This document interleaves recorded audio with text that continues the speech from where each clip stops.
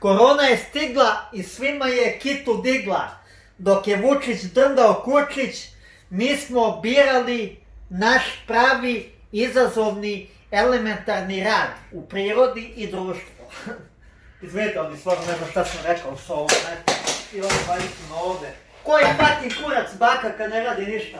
Vidite, momci, korona se vraća u naše odaje, u naše živote, zovite nas kote, ovo ono, i tako dalje, i tako šire, iz dupeta prazi lukovi vire, i svi su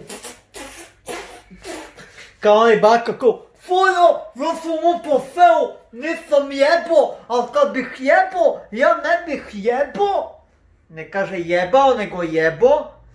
Ne bih jebo zato što će da ostanu fleke i ne mogu posle da prodam mog macana. Da prodam macana. Ja mislim da je spreman da proda i svoju kitu za pare.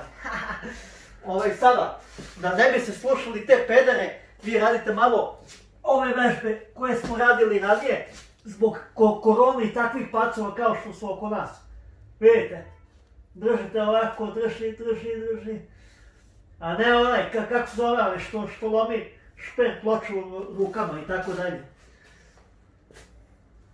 Malo istežite telo, uvijajte se kao zmija jegulja i korona može da vas uhvati za Janka Markovića. Obucite se toplije, napolju je stvarno zima. Joj, najavili su kišu. Joj, da li će sutra biti sunca? Joj, kako je toplo. Joj, danas je kiša. Utoplite se i ne brinite se za koronu. Papaj ga, prase. Aj, čao!